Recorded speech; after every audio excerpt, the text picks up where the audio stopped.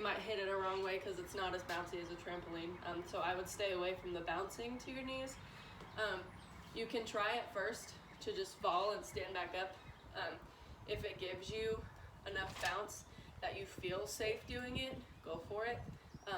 But if you have like any sort of, I might mess this up, I might hit my head, it's not worth it. Don't do it. Okay. Instead, you can just start. Same thing. You're just going to start with your arms up. You're just going to step, front up. Okay. Cool. So your legs should never really bend. So you should punch with straight legs. A lot of you like to go like this into the ground, which is great if when you hit the ground you were to be tight, but not a lot of us are as tight as we need to be when we jump on the ground that hard that it kind of kills our rebound upwards. So really think of just rebounding with straight legs and using your entire ankles and squeezing your butt when you touch the ground with your feet. Okay?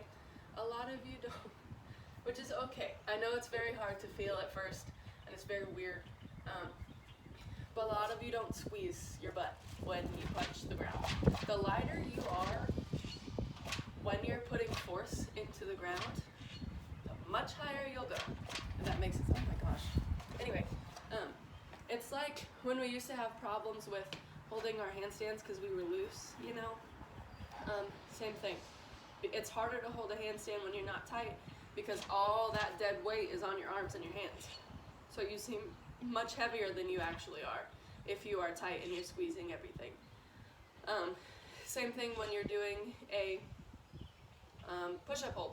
If you don't push up in those shoulders and you're just letting everything hang down and you're just sitting there instead of squeezing, all that weight's being held right here in your abs and right in your elbows and your hands. Okay, that's why some of us struggle so much with that. Okay, same thing when you put force into the ground.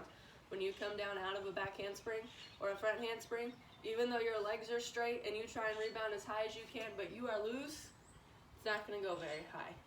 It's kind of like, if you've ever watched those like weird squishy balls that you like drop on the floor and they like splat out a little bit, it's kind of like that. So it's basically all that energy and force you're putting into the ground is basically just bleh. Okay?